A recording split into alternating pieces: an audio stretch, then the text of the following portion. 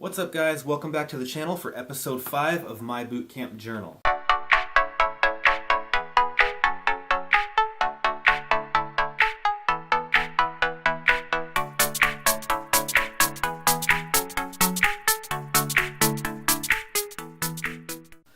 Thank you once again for following along if you have been. If you haven't been, make sure you go back to the videos before and catch up. In case you are planning on going into the Navy or thinking about going into boot camp, these videos will severely help you prepare for everything that is to come. It's day 16, 1 tack 4. So the 1 tack 4 is basically just week 1, 4th day of the first week. And that's the way dates move by in boot camp. So day 16. I was going to write yesterday, but we got mail for the first time, and I finally got to hear from my wife. I got a cute little Valentine's Day card from my daughter Willow that made my night. I'm going to read it as often as I can so that I can stay motivated here. The days are going by faster and faster, it seems. I keep meaning to study, but my mind just doesn't seem to be in the right place for it. It's hard for me to focus lately. There's always so many things going on after taps that make it difficult to hear my own thoughts. The talking here never ceases. It pisses a lot of the guys off. And it's always the cliques that do it. It's nice that we all get along for the most part, but when the talking starts, that's when tensions rise. We get dropped for it so often that you'd think we'd have learned by now, but apparently not. So, in boot camp, this is definitely the biggest issue that you're going to face. It's not just people not being able to listen, it's people not knowing when to shut up. You know, you'll be sitting there going through training or something, and somebody will be talking. They'll get yelled at. You'll get dropped for it, you know, all kinds of things. Talking is definitely the biggest thing. We have lots of different personalities here. Over time, I'll describe each of the recruits, but I need to focus some time into studying and worrying about passing this test. So I'm going to head to bed and look forward to this Sunday phone call. Good night, Delson and Willow. Daddy loves you so much, like $1 billion. So obviously I'm not actually going to go into detail explaining the other recruits just for personal reasons. You know, I don't want to put them out there. You never know who's not okay with that. So, day 22, week 2, tack 3. It's been a minute since I've had time to write. Things are getting to the point where I have no time for anything but boot shining and ironing. I can only cheat so much until I have to do it. I haven't even really had the time to study yet, which has made me a little worried. Our first test is on Monday, and I don't feel prepared for it quite yet. We had our first inspection today. Luckily, the port side, my side, of the compartment got bunk makeup. I can do that shit in my sleep. Both me and my entire section got a perfect 5.0 rating, with the exception of one of the recruits, whom just moved to our section today. He forgot to push his mattress inboard and took a hit on it. God damn it. The rest of the compartment didn't do so hot either. A lot of people took hits on really stupid shit like the tricing down of their racks when they weren't supposed to. That really pissed Chief off, so they got dropped as soon as the inspection was over, and they deserved it, to be honest. They made all of us look like idiots by doing that, and Brother Div 134 across the hallway ended up scoring a 4.7 on their overall score, while we only got a 4.4. We have another inspection tomorrow. Hopefully we can nail this one. Chief already told us that if we didn't get at least a 4.8 on this inspection today, that he was going to cut our hour phone call down to 5 minutes. If we fail tomorrow, I can see that 5 minutes disappearing entirely. So, inspections are a big part of boot camp. You know, they train you exactly how to do it. They give you step-by-step instructions. They even give you a little sheet that's like a map of how you need to do every little thing.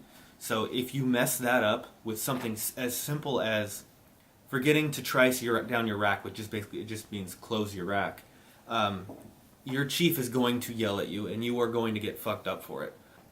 Don't mess up the little mundane details like that.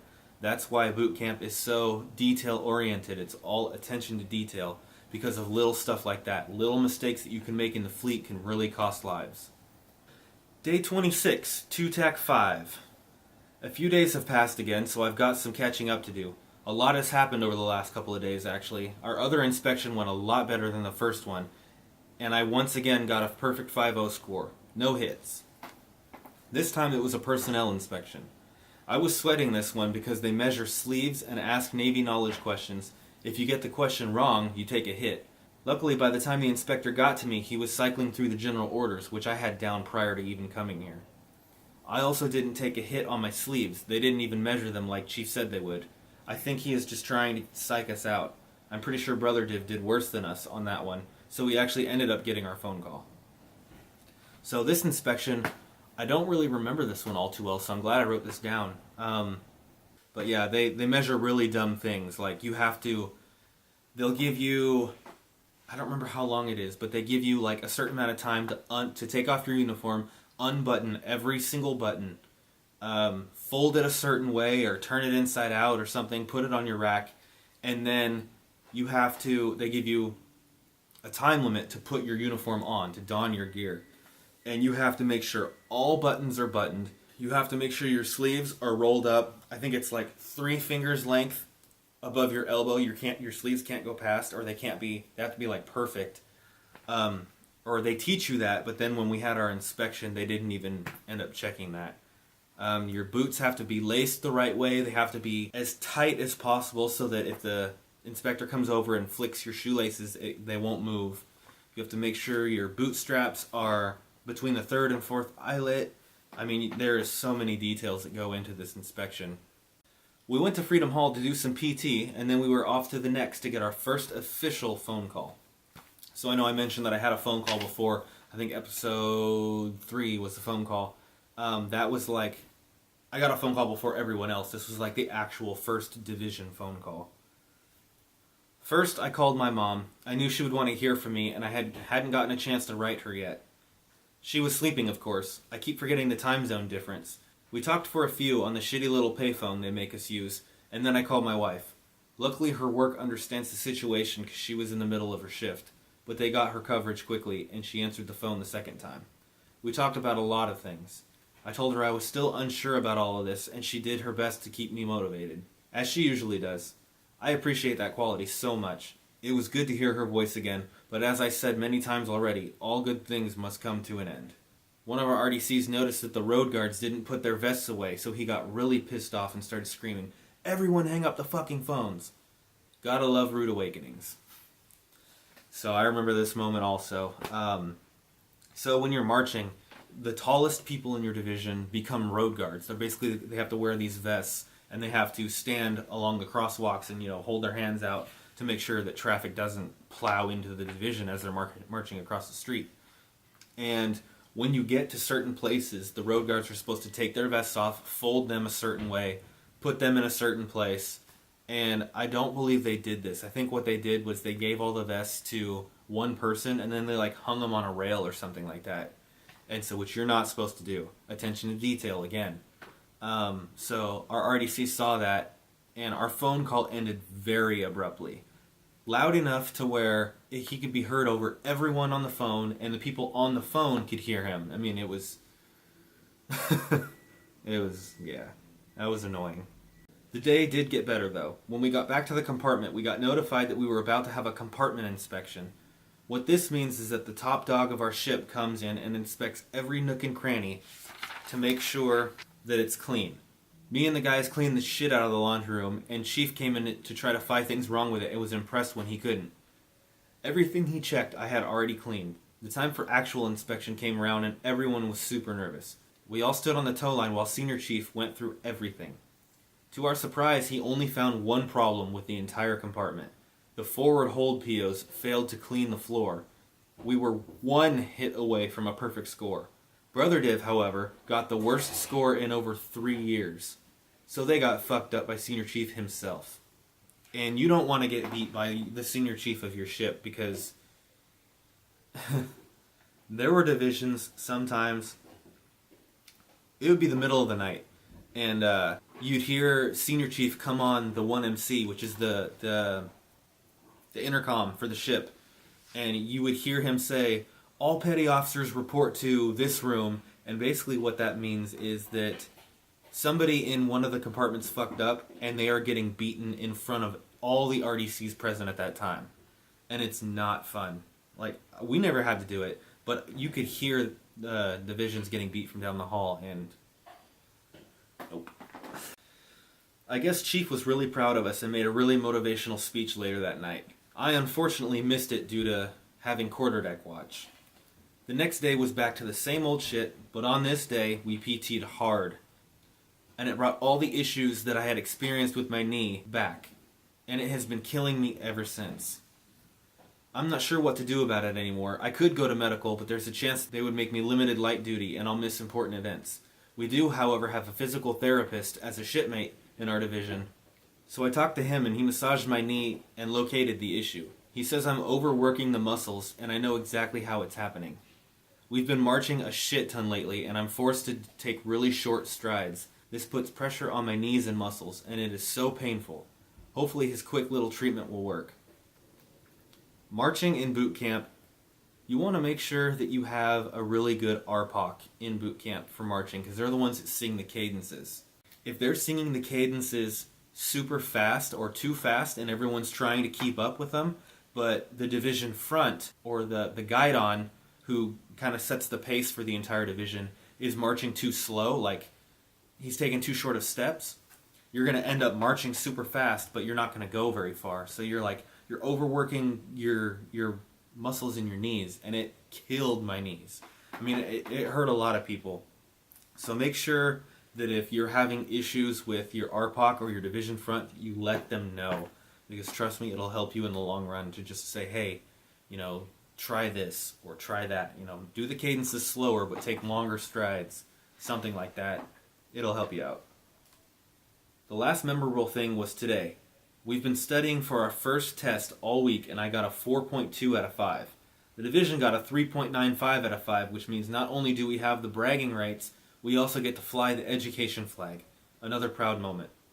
So that might not seem like a very good score, 3.95 out of 5, but I think the requirement for the flag is a 3.5, which you'd be surprised how many divisions do not get that. I mean, there was a lot. I think we were the only division in our training group. So our training group was like 7 divisions. I think we were the only ones in our entire training group that actually got that flag. So before I start this day, I ended up going to medical for my knee problem. And it was really bizarre. You walk in there, you want to tell them what's wrong with your knee, but they don't want to know about it. I mean, unless you're really just trying to get out, they're not or at least he didn't with me. He didn't really ask me what was going on. He just prescribed me medication and sent me on my way. He was more concerned with my tattoo because it has a heartogram in it, and he just thought I was a Satanist. That's all he was concerned about. I don't understand it. Well, today has been full of ups and downs. First, we reveilleed early as balls, 0400 to be exact, and got ready to start our day. I knew our drill inspection was today, so I was a little thankful I didn't have to participate. This meant I needed a battle buddy, an escort, because we are not allowed to march on base alone. And the RDCs chose the one person I wasn't a fan of to be my battle buddy. He is a nice kid, but he is dumb as a box of rocks. He talks way too much and always needs help with everything, which I see why the RDCs always pick on him. And of course he wanted to chit-chat the whole way to classifications, which was all the way back at the Pearl. We had our shit on point though, at least. I was the leader of the march, so it was my job to ask permission to go ashore, salute officers driving by, and greet RDCs we saw along the way. We got to the Pearl without a single hiccup. We went where Chief told us to and waited for our division to catch up, which didn't take long. Classifications was basically a breakdown of our impending A school and details surrounding how it all works. Even though they barely had any details on specifics, they did have details on the most important thing of all to me. My family and whether or not my A school was long enough for them to come with me. One of the slides said that our schooling had to be at least 140 days for them to allow family to accompany me to schooling, so I quickly tried to do the math in my head. My schooling was 5 months. Multiply that by 28 to 30, and the answer came out very close, but I wasn't sure. The next slide showed exactly how many days A school for each rate was. I patiently waited for him to scroll down, slide after slide, until I saw it, IT, listed. I was so happy when I finally saw that IT schooling is 151 days long. My family can come with me. That so made my day. So, yeah, it made my day, but it wasn't true. So, they say you need 140 days for your family to come with you, but when you actually get to A school as an IT, it falls like 3 days short, and so they won't let your family come with you, unless you have the advanced IT program, which comes with C school attached to it. So, altogether, I think your A school is like, I think it's like 9 months, 9 or 10 months or something like that. Then your family can come with you. But if you have a hard time studying, if you think that's going to be a distraction in A school, I highly recommend that you leave them at home. I know it sucks to be away from your family, but it may work out for you in the end. I know it did work out for me. Classifications wrapped up in a couple of hours, and then we were on our way back home to the USS Arizona.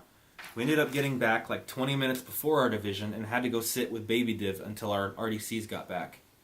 The RDCs seemed pretty cool. They asked us if we had taken our first test yet and if we passed. We told them that yes, we did take it and pass, and they offered for us to join their division in Chow. I'm pretty sure they had intentions of using us to give their division all the answers, but one of our RDCs caught up to us before we were even able to leave for Chow. We got back to our compartment and found out we had passed the marching inspection. So we got yet another flag, and we can march without our RDCs present, which is pretty cool. So if you get the marching flag, the independent marching, or independent steaming, I think it's called, you're actually able to march without your RDCs being present. They'll just tell you where to go, and you as a division march. That's a big deal. Not many people get that at all, and that really, like, you'll hear other RDCs comment on how, oh, like if you're independently marching and another division sees you, their RDC will make some snide comment to their division. See, like, oh, see, you know, they get the independent steaming flag, which means they get to march alone. Why do you guys suck so much? And I don't know, it's a really proud feeling to hear that, you know. We then went to eat chow and came back to prepare to go on a 4-hour class on sexual harassment, which is all just common sense shit. But this is where my day took a turn down a darker road. We were allowed to have 5 people at a time leave the class to make a head call, a bathroom break. And I decided to go, even though I didn't really have to go. I was falling asleep in class, and I knew that the walk would wake me up a little bit. So I headed up towards the compartment. As soon as I turned the corner, I saw Brother Div's chief and someone else at the end of the hallway. I couldn't tell who the other guy was due to them standing in front of a bright window and only being able to make out the silhouette of him. But I could tell he was a chief because of the khaki pants. So I greeted them by saying, "Good afternoon, chief." Wrong move. Because it wasn't just a chief, it was our ship's leading chief petty officer, senior chief. I did the best I could with what I could physically see, but it wasn't enough. He yelled at me for not addressing the most senior officer present and asked why I didn't. I told him simply because I couldn't tell who he was and he was too far away for me to make out his collar device.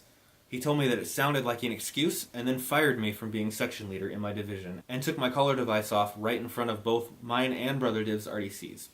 It was a shitty moment, and I'm still trying not to let it get to me. It could have been worse, though.